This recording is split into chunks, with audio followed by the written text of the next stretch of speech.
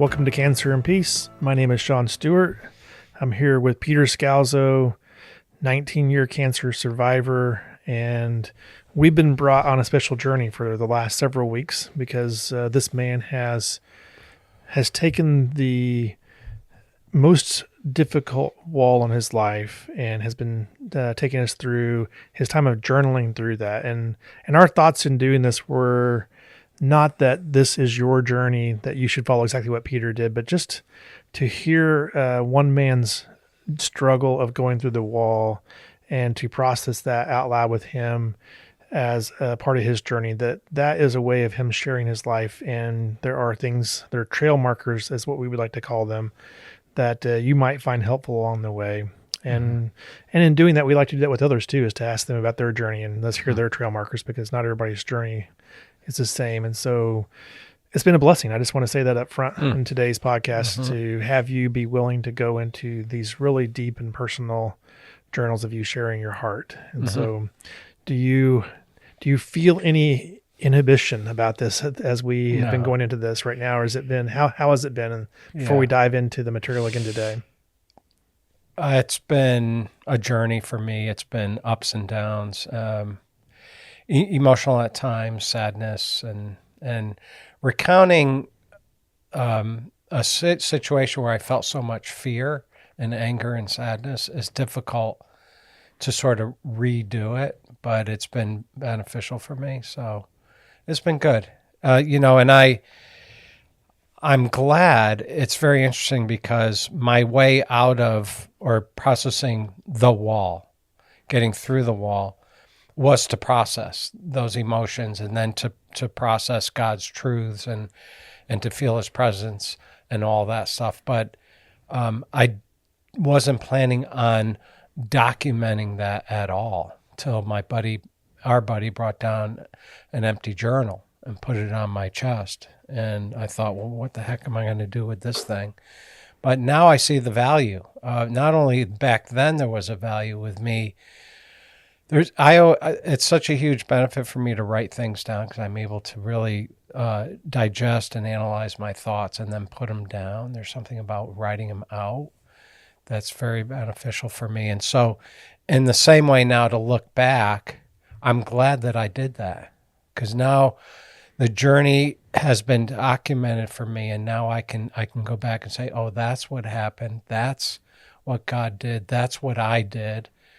There's just so many parts about the journey that come out with this journal. Yeah, you're I'm going to say you're resetting your interpretive lens every year. So this journal was in 2015 after your biggest surgery to date. And the doctors had come back and said, hey, you have a less than 5% chance of survival, basically, is the message you had. And your life was upside down. So you started writing this journal in 2015. We're at 2024 as we speak today.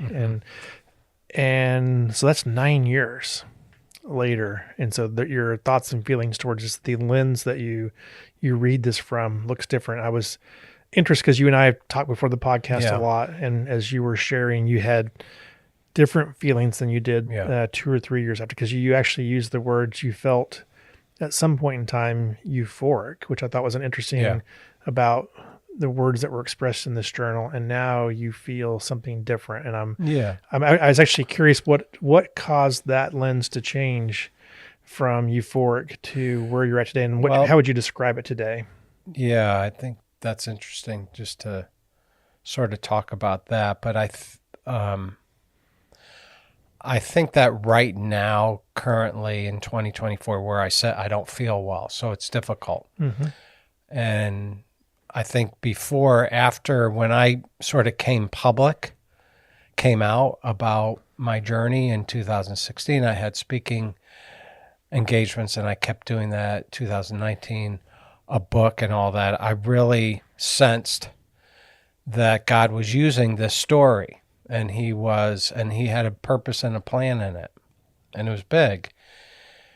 And now there's been some years since then, and I feel like God still has a big purpose and plan in it, but it's a little bit more settled down. Like, and maybe it's me too. I've gone into a more contemplative spirituality. I spend more time doing silence and solitude and just slowing down and stuff. And so my mindset has changed a little bit. But I think what strikes me is right after that surgery, I thought I was at least expressed. I don't know how convinced I thought, but I thought life was over.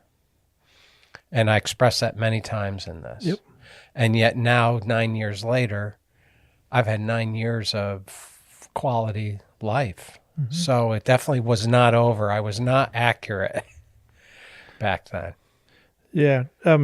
Was the euphoria, so knowing your story as you played out, you eventually had some immunotherapy. These tumors went from, they were what, give me the size again. It was like golf ball to tennis ball. They were it was a tennis ball down the golf ball. After 3 months of immunotherapy. And they disappeared. Yeah. And so it was the euphoria after that, or was the euphoria in between? Yeah. It was after but I think even after this, I had a sense that this is the sense. The sense was my body's not my own. My life is not my own.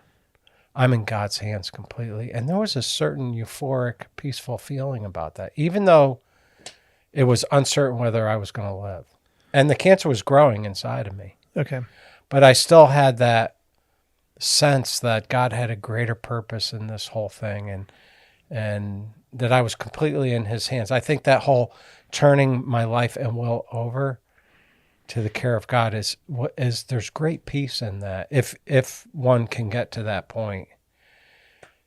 Yeah, you know what this makes me think about is how much of a process this is, because it's so easy to, it's like you take it back, or maybe a better analogy, something I was thinking about as you were sharing this, and it's not a perfect match, but it's if you win the Super Bowl, then hey, it's kind of you're euphoric, but within some months the next season starts again, and the euphoria, you can't ever get back that euphoric feeling of winning the Super Bowl. There's something that was great about winning the Super Bowl, but you're now in today and it's a new season and none of that matters anymore. It's back to these are the facts and circumstances now, and my team may be good, bad, ugly. Yeah. And so here you sit today, you, in a sense, you won the Super Bowl. You beat tennis ball sized tumors with a less than 5% chance of surviving. Right. And yet today your facts and circumstances are, you have learned to trust at a greater level. Mm-hmm. You have understand and seen such great deep meaning and opportunity to share your life with others. And your body is in deep pain, and there are things that are out of your control that you don't know if you can beat these things today. It's not obvious that you're going to win the Super Bowl this year, like you did back, somewhere in the 2000s. It was 2017. Yeah, 2017. Yeah. Yeah, I mean, with a very non-evangelical surgeon, I'll just put it that way, inserting a scope and yelling out top of his lungs, the tumor's gone. And me saying to him, wow, immunotherapy, and him saying, immunotherapy, nothing, this is God. Yeah. I mean, how can I dispute? Yeah. Out of his mouth is coming the source of this healing. God. This is the Americans beating the Russians and score, in hockey. Yeah. It's this type of euphoria in this moment. Yeah, for me personally, that's right. I think so. I mean, it's the biggest event at that point in time and the biggest win, because it didn't look that way. It looked insurmountable. The odds were too insurmountable. Yeah. So here you are back today, and you're going to read some of your journal here, but I think it's interesting to be 9 years out, and it's not as if there's always a new season. It's not as if that season's Super Bowl is enough. It's now you're playing a current season with its constraints, and you're having to process this in the middle of that, and it's not all rosy. And so as you read this journal, I'm curious, it causes you have a different interpretive lens at this moment than Yeah. what you had when you wrote it and what you had 3 or 4 years later. And so it'll be interesting to process this now and with those set of facts and circumstances wrapped around this. Yep. Yeah. So 1 week. Let's dive in. Yeah. November 2nd, 2015, then add 1 week later. This is what I wrote. At first, I was too depressed to be interested in anything, too much pain, fear, etc.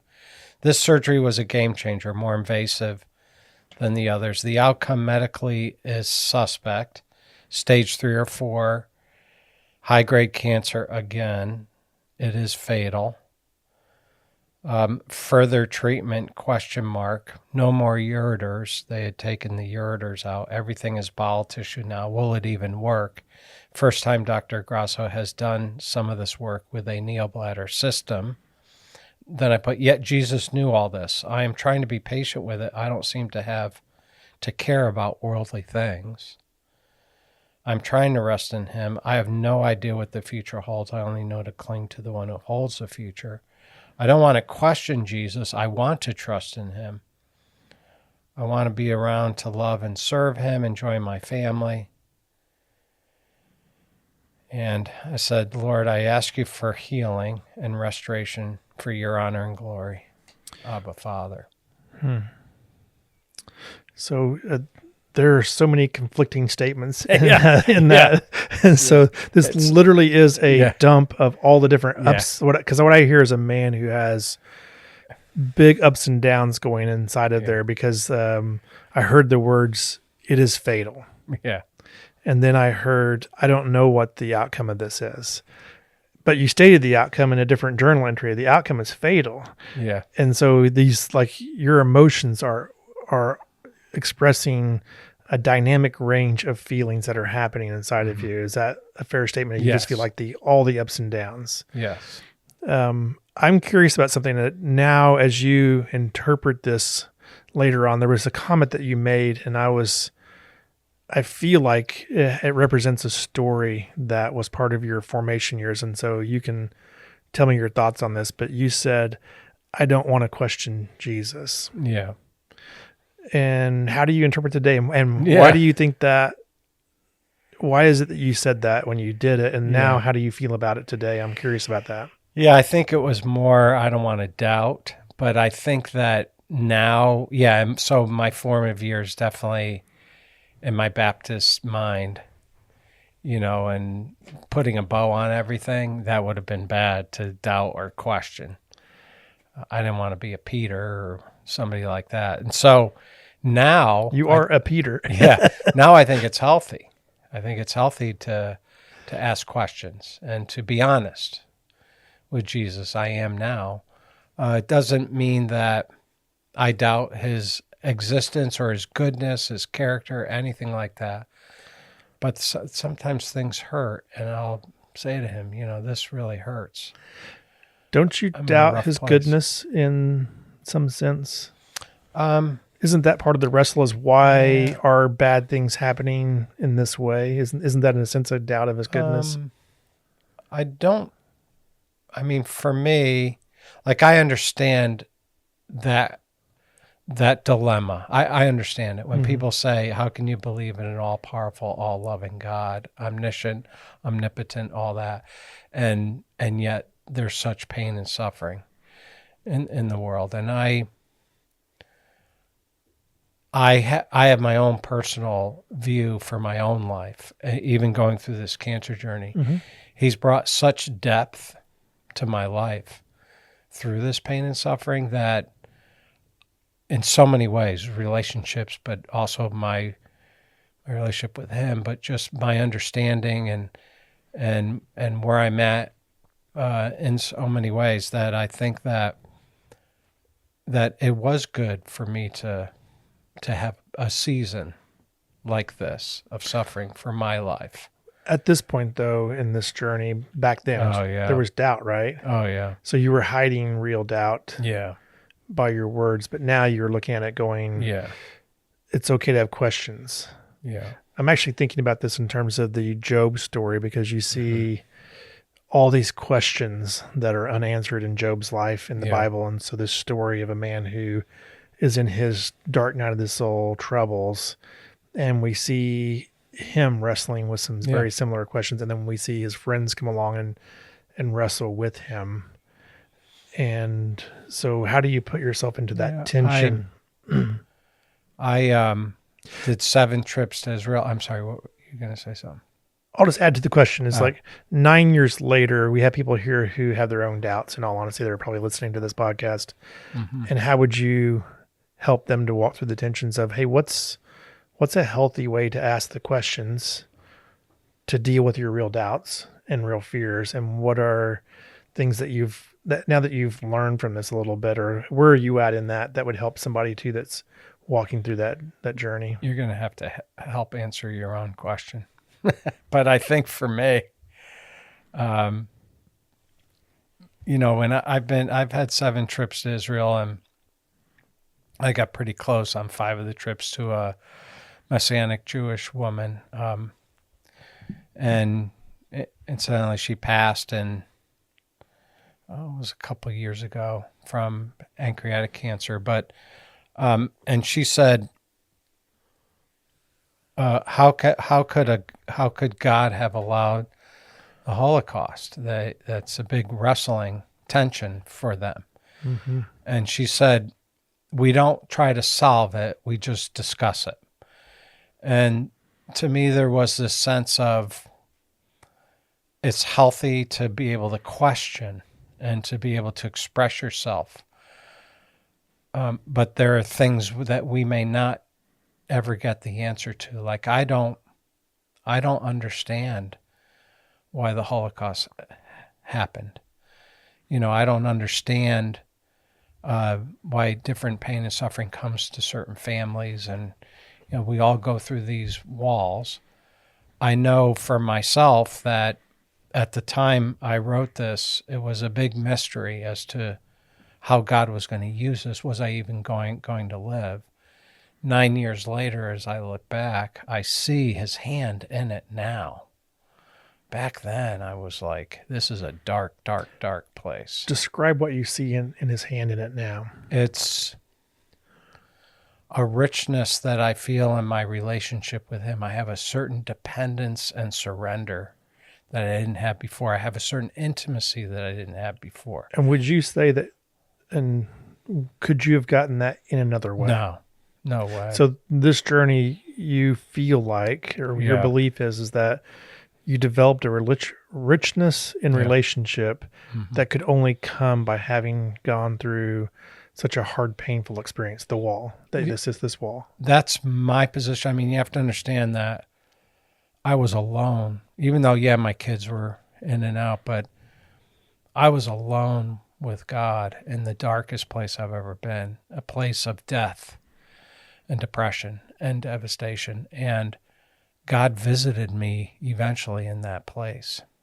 God rescued me in that place. And so there's some very deep, intimate things that happened in my soul and spirit when I went through that with him. I feel like it's a shared experience that I had. The rescuing with Jesus. looked like what? The rescuing was my recognition that I had no answers, that I was powerless and bankrupt, and then and desperate, and him a presence, a Holy Spirit presence. Yeah, it was relational. Yeah, and embrace would be another way to say it. A peace that came with it, a comfort, and then came. Let's steer this a little bit towards truths now so we can grab onto truths. I never felt like he scolded me for having raw emotions, tough emotions. And in fact, I say this in my book, but I believe he wept with me. Like when I wept, he wept too. So, but I feel like at one point the Holy Spirit was there, present, and said, we're going to focus on truths now, because we're going to God was going to use those truths to bring my sanity back. Hmm. Do you feel like you can see the parallels between your story and Job's story now? Yeah, I mean, I can see I'm just thankful no one was trying to fix me while I was in that state. And I mean, that would have annoyed me to have his friends just hammering me when I'm in that state. Hmm. I was beat up, Yeah. physically, emotionally, spiritually. I mean, I just needed someone to hold my hand. I didn't need anyone to say, "Hey, God wouldn't be doing this unless you've done something wrong." And I think I agree that God will correct us. I mean, I think any father does that for his child, correction. Mm-hmm. I don't think of this journey as a correction journey. I do think that was a part of it, but I think it was more of an intimacy kind of journey. When you say it wasn't a sin correction type Correct. journey. Yeah. And yet, you tell a story of God saying when you went to your surgery that I'm going to remove the cancer from your heart. So what do you describe the cancer as? That was 2005. Yep. Absolutely, when I got into recovery and did a step 4 inventory. Absolutely. That was that process. So there was and that was a year long. Yeah, but the journey was going to be a sin correction also. Yeah. So I'm going to parse this for a bit because I just want to, because we're really digesting how you feel and how do you interpret this now 9 years later from this dark night of the soul moment. And your perspective right now is that God wasn't using this dark night of the soul here as a sin correction, but you do see that your earlier dark night of the souls awakened you to your own state of brokenness, your own sinful nature and things that you needed to surrender. Mm-hmm. But this particular leg of the journey was about something different is what I think I'm hearing you say. Yeah. And it was about intimacy and relationship. Yes. I think 2005 was the first diagnosis, and then 10 surgeries was, are you going to surrender to me? Seems important to me only because... And my answer at those times were, yes, I am going to surrender to you. And then I had a crisis event in my marriage in 2014, and I ended up doing got into recovery, did a year-long daily inventory. I mean, a personal inventory, honest inventory looked inside myself for the first time. Mm-hmm. And had 21 character defects bubble up. That was a sin discovery journey. Yeah, totally. But it was super important for me to acknowledge, recognize, and then repent, confess this stuff. I think I wanted to highlight and talk about what was happening in this versus your overall because... I had that event happened and I felt pretty good. I felt pretty clean, so to speak, even though I still struggle with character defects and things. But this was I don't know, maybe you have insight into it, but this was a walk up to the brink of death and finding Jesus in that place, the darkest place that I've ever been, and then developing an intimacy with him that I can't set aside. It's still part of my life now. Yeah, and as I think about this, there's ways of thinking about what surrender looks like, and surrendering your life and will over to Christ's care and control is a big part of what I think is taking place in your journey right now. In one sense, I want to say that when we try to control our own lives, it almost always has a sin component to it, meaning that there is devastation that we're bringing by hanging on to that control ourselves.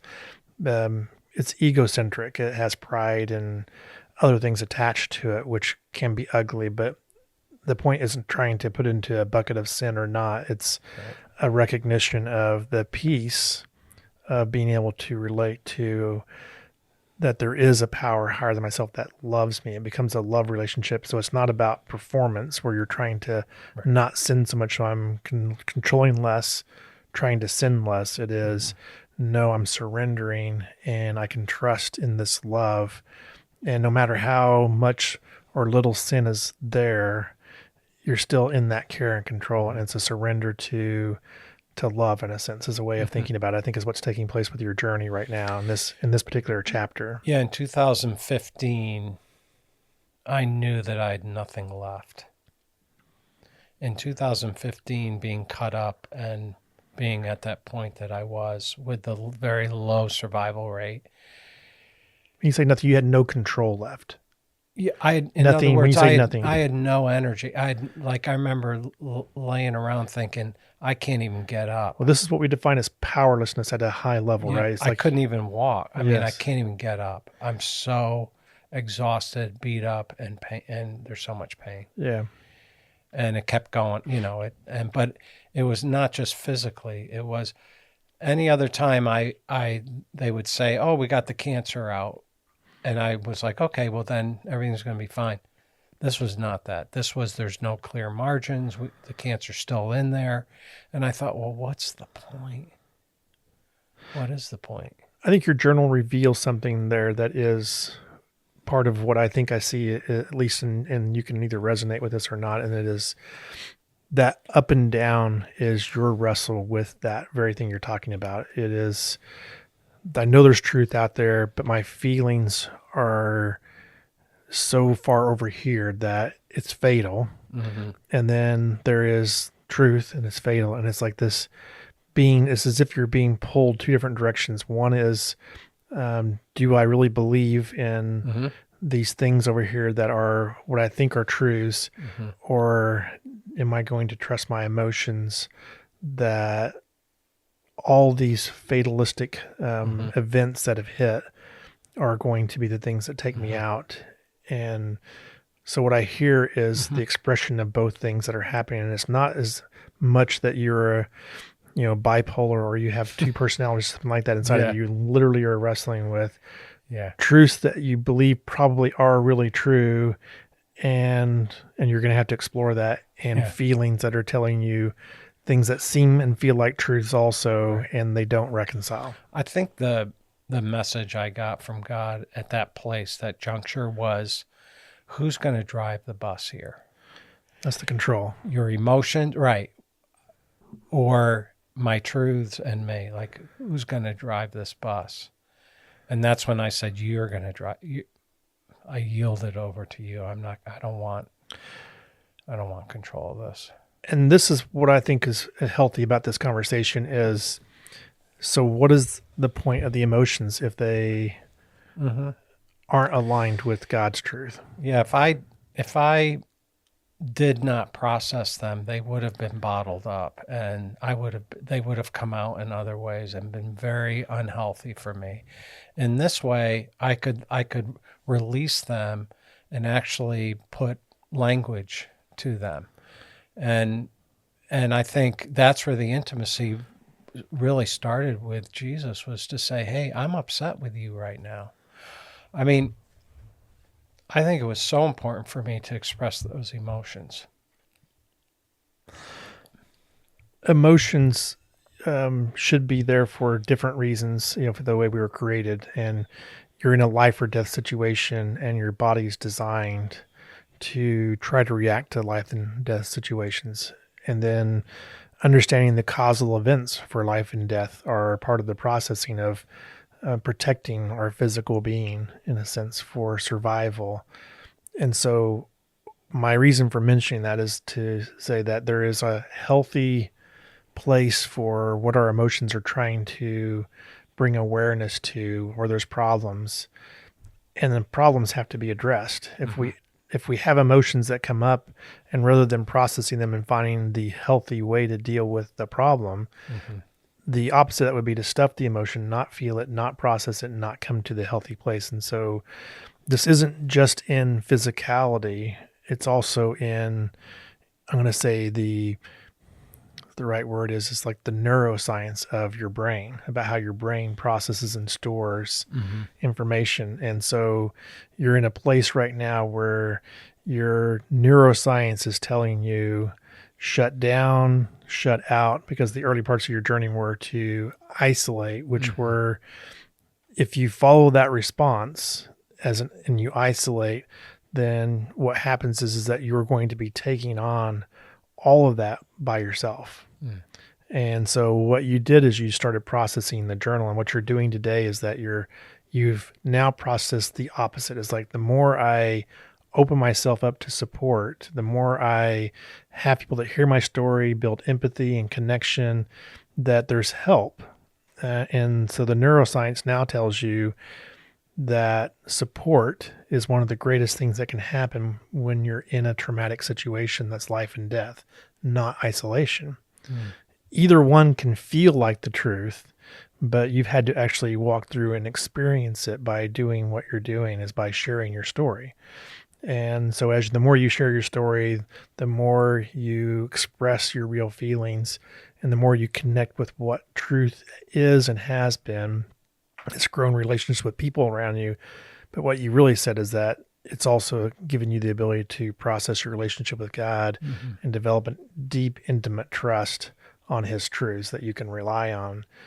And there's risks when you do that. There's deep risks that you have to take, that you have to step into, I think, that make this feel scary. And the risks aren't necessarily what we think about as risks, but it's the risk of feeling hard feelings has a risk that's associated with it. There's a reason why our fears are there, is because they're attached with situations that are hard to feel, whether it's emotional or physical pain. And so when you have emotional pain, you could think of avoiding it the same way as you try to avoid physical pain in your body.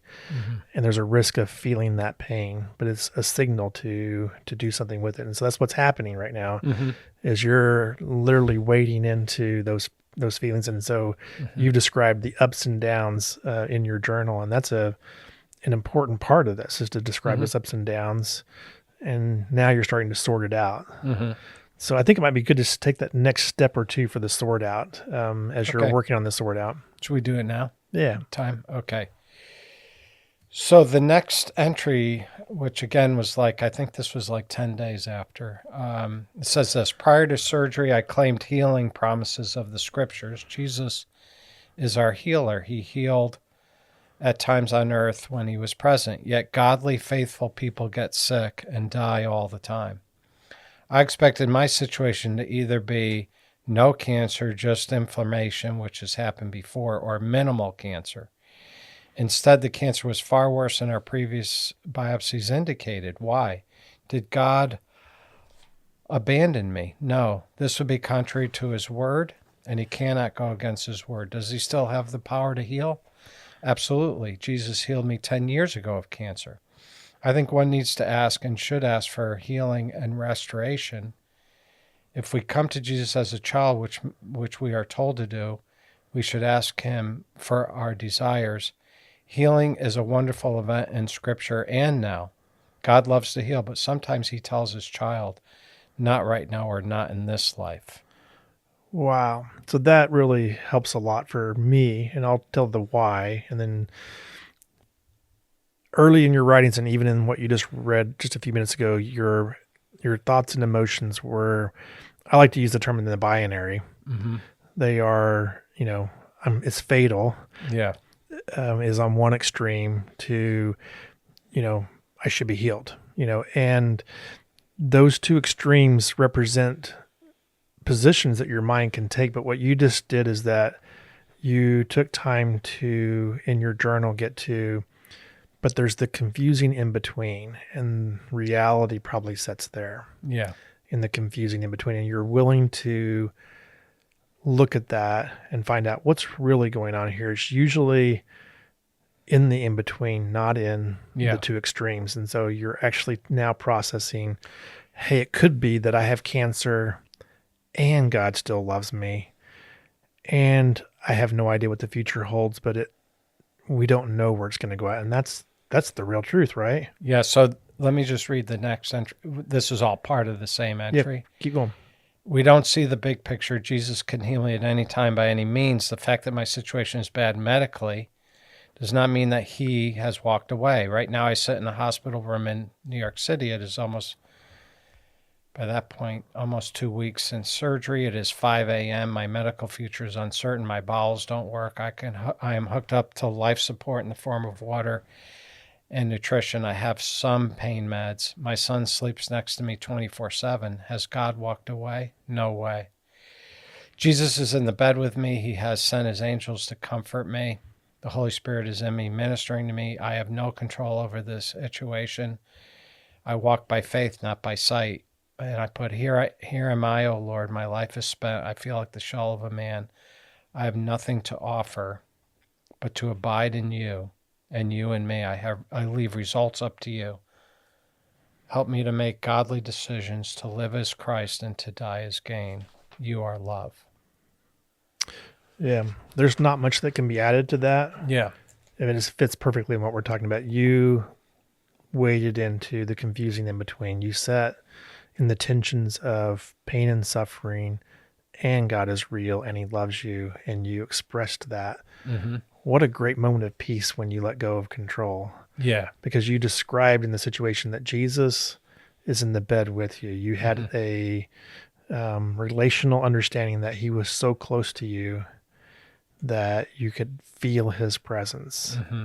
And that is where great peace is in presence with, especially a presence with God himself. Yeah. What a great way to just think about for today's podcast as we kind of wrap up. And I'm going to use the terms of what I think I see in your journal is you waded into the confusing in between. You started out with highs and lows and emotions that were all over the map to a place of, yes, there are highs and lows. Yes, there are realities of pain and suffering and love at the exact same time. There's something here that I'm going to wade into and do it one day at a time. These are your words. Right. One moment at a time. Right. Yeah. Any other thoughts about the confusing in between? Is that the right description of where you're at? That you're just in this part of the journal? Is that you're recognizing that it's... I think as I look back at it now, it was normal for me to be in that place. This disorienting event, I'm going to die, I got this unbelievable cancer thing going on, to the confusing in between, and then the reorientation which is coming, and I'm processing the confusing in between. I think, what part of Job is the confusing in between? Even the end. Yeah. Yes, the end is such an interesting thing because God asks him questions that he couldn't answer. Yeah. And he basically leaves him with, you can trust me, or can you trust me? Can you sit in that confusing between, even though you don't know what's going on? I am still God. Yeah. And bad things still happened. Yeah. And I think that's what's, as we continue through this, that's probably where I'm at.